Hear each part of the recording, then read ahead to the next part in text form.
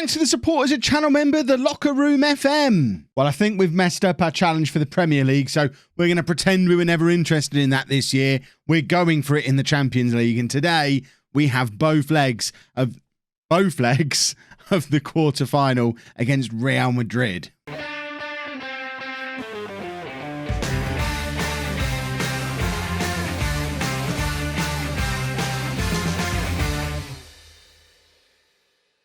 Hello and welcome to part 154 of Bourne Again. I'm Kevin. Coming up on today's episode, we have those two legs of the Champions League quarter-final against Real Madrid.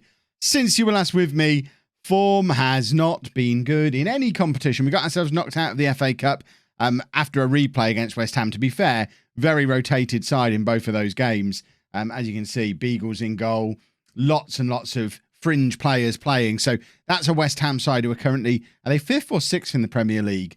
Really struggling to get past our reserves. They're 6th in the league at the moment. The problem is, we then struggled to get past Crystal Palace in the league.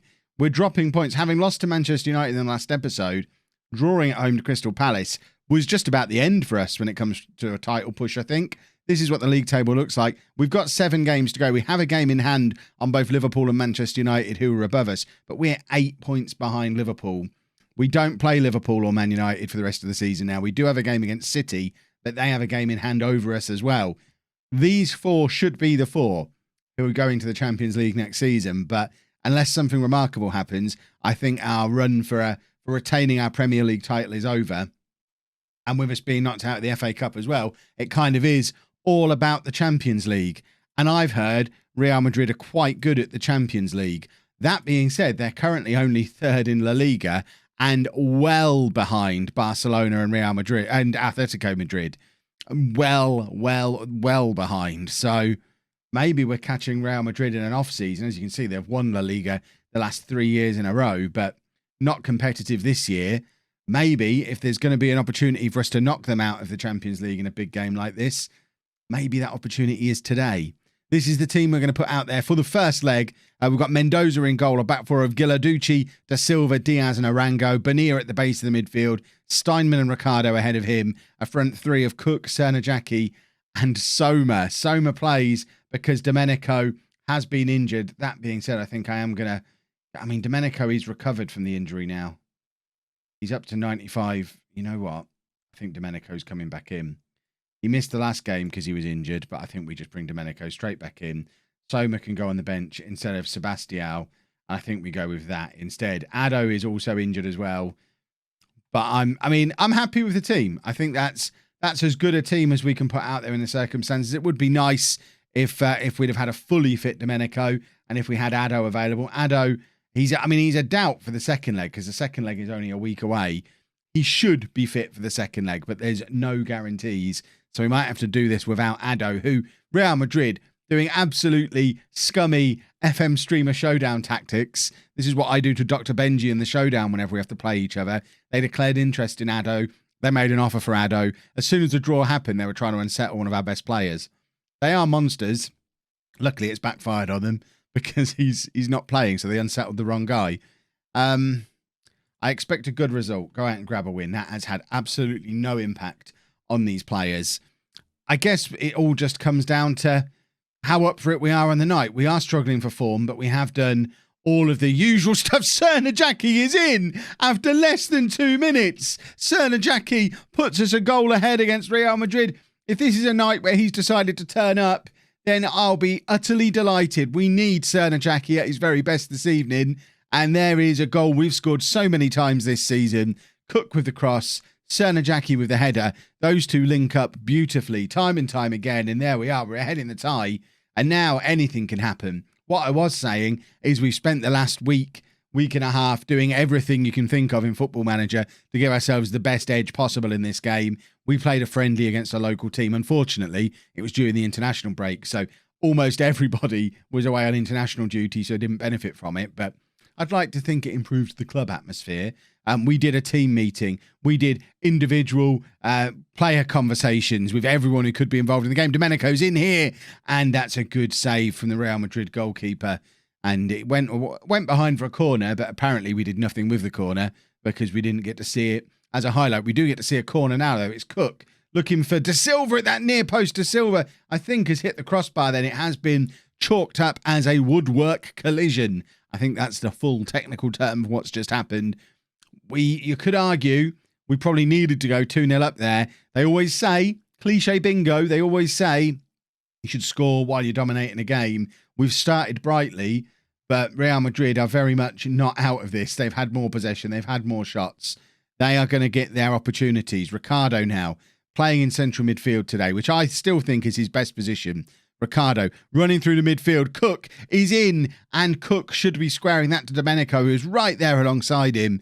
And if Cook's not going to stick that in the back of the net, he needs to be squaring that to the striker, who we know, if there's one thing we do know about Domenico, it's that he's very good at a tap-in. He has scored a lot. He's very much a right place at the right time kind of striker who does score a lot of tap-ins. Right, don't get complacent out there. If we end up winning this match 1-0, I'll be happy. Obviously, it's a win, and it's avoiding conceding an away goal. In an ideal world, we score a couple more. But I'd rather settle for the 1-0 and not risk, and I know this is kind of out of our control to some extent. I'll take 1-0 ahead of 3-1 because it avoids that away goal. Cook has done brilliantly there to move past his man and then just charges past the next one. This time does square it for Domenico, and that's what he should have done in the first half. A cartwheel from Domenico, his 20th goal of the season. It's 2-0 to Bourne, and that is huge. There have been some big nights of European football here at the City Ground in Nottingham over the years. This is our last game here. We move back to Milking Nook in the next, in 3 days' time. So if we do continue our Champions League journey this year, the next round is back at Milking Nook. But I hear Forest have got previous in this competition, and the City Ground certainly knows how to put on a good European night. And there's one in progress right now. It's Bourne 2, Real Madrid 0. 30 minutes of this game left. And we are playing very well. Domenico now with a free kick. We've hit the crossbar again. The ball is bubbling around in the area. That is twice we've hit the crossbar in this game. We've had 4 clear-cut chances.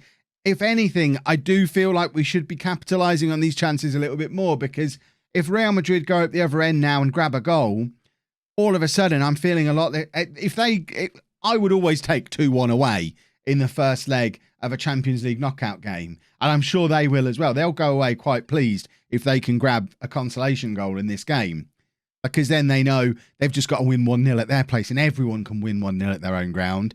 So I feel like we do need another goal to really hammer home how well we've played in this game and really give them something to work for in that second leg, and kind of almost depower the away goal. If we get a third and then they go and grab an 89th minute goal, yeah, it's not ideal, but they still win. They still need to put 2 past us in the second leg. Then they have to attack us a bit.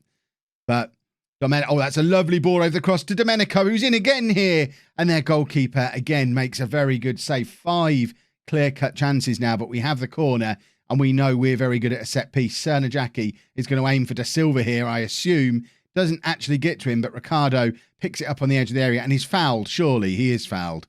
And we're now going to get a free kick. We've got plenty of players who can hit one of these as well. I think it's going to be Domenico on his right foot. I doubt he's going to shoot. He doesn't. He crosses, looking for De Silva.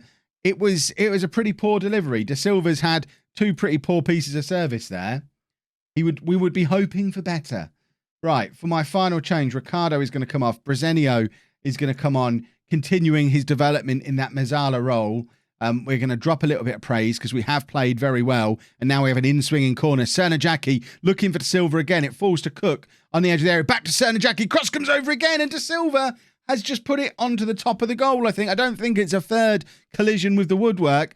De Silva should have had a goal today. He has had some chances from these set pieces. And this now is what we've been worried about. Real Madrid in the 87th minute getting a break and grabbing a goal back, because then we have a lot to do in the second leg. But Cook is in here. Lee Cook. My word, their goalkeeper's had a good game. 6 clear-cut chances now. So frustrated. A goal here, and I calm down. Cernajacki finds De Silva again.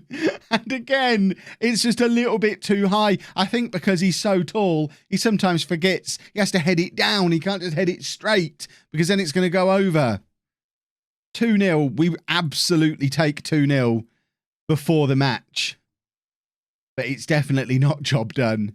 We have a job to do going into this second leg, and hopefully we'll have Addo back to do said job. Well, De Silva finally got his reward for all those chances that he had against Real Madrid with 2 goals, both from corners against Everton. Leaves the Premier League table looking like this. This is all over. Liverpool are 8 points clear. Yes, we've got a game in hand, but we can forget about the Premier League. Let's try and win the Champions League. Away against Real Madrid, second leg, 2-0 up from the first leg, obviously. Addo is back, so comes straight back into the team. We just had an inbox message come through saying De Silva is only 5 games away from becoming Bourne's all-time record appearance holder, ahead of Sir Alan Hardy. So De Silva very close to closing in on that, which would be a nice thing for him to achieve this season. But it's more important that we win this game. Let's not worry about personal accolades and achievements. If we worried about that kind of stuff, Christian Gomez would be starting. Right. Don't allow complacency to sneak in. Let's just not mess it up, eh? We're 2-0 up from the first leg. Let's play as well as we did. Should we be? I tell you what, we probably shouldn't be attacking.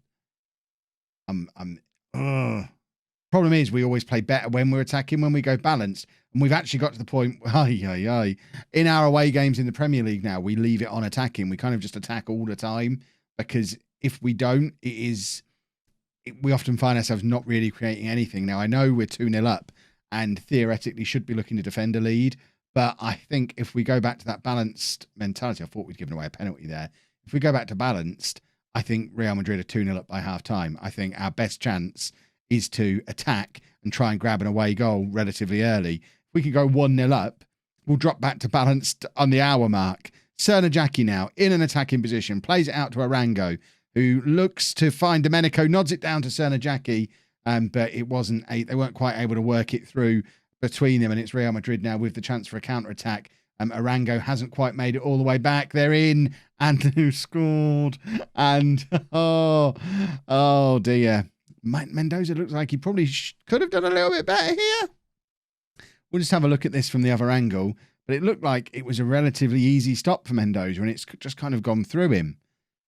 Maybe I'm being a little bit too harsh. But now we're 1-0 down, and at this point, if we'd have switched to balance, I would now be in a pool of indecision. Whereas now, because we've left it on attacking, at least I can calmly say, well, obviously I'm going to keep attacking. Diaz crossing in, doesn't find a Bourne player, and again, Real Madrid with the opportunity for a counter-attack. They've already hit us on a counter once. Yikes! That's got to be offside, referee. Surely. I think we are ruling this one out, but they are up for this. Let's have 10 minutes of passion. How close was it? He was well offside. Absolutely miles offside. But they are hitting us when we're committing these men forward. But I'm convinced. I am convinced that if we drop back and let them come at us, they'll score more goals than if we're giving ourselves an opportunity to score ourselves by attacking. We've got to back our attacking players. We've got Cernajacki, Cook, Domenico. We've got to back that attack to grab a goal if we continue to try and play attacking football. I think attack is the best form of defence, and I know a lot of you probably disagree, but Mendoza's having an absolute nightmare.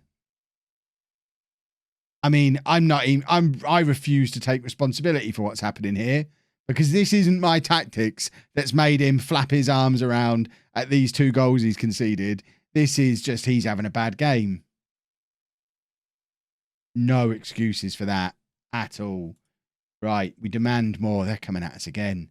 Oh my word. Mendoza actually remembers he can use his hands for that one and manages to keep it out. We need to sort our lives out here. This is not acceptable. This is not the same Real Madrid team we played in that first leg.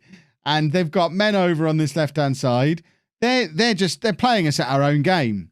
They're absolutely coming at us full throttle, overloading us. And yeah, we just got to give them a taste of their own medicine. If we go and grab an away goal now, then the mentality is all worth it. I hope they're going to drop back a little bit. They've obviously come out of the blocks really going for it. I hope they now drop back a little bit into Silva. Scores. He had so many opportunities in the first leg, but then he remembered how to do it against Everton in that league game. And that goal is huge because we have an away goal. It came from, I can't believe he didn't score in that first leg. Da Silva is a huge threat from these set pieces and seems to be getting better and better and more dangerous all the time. Diaz now with a long throw. Cernajak with a flick on. Domenico's in. Oh, that's a big miss for Domenico. Oh, if we go 2-2 there, Real Madrid are finished, because that just knocks the stuffing out of them. As it is very finely poised as we head into half-time. 2-1 to Real Madrid on the night, 3-2 to us on aggregate. We obviously have the away goals advantage. Do not get complacent. Cernajaki's not having a very good game at all. We've got several apprehensive players.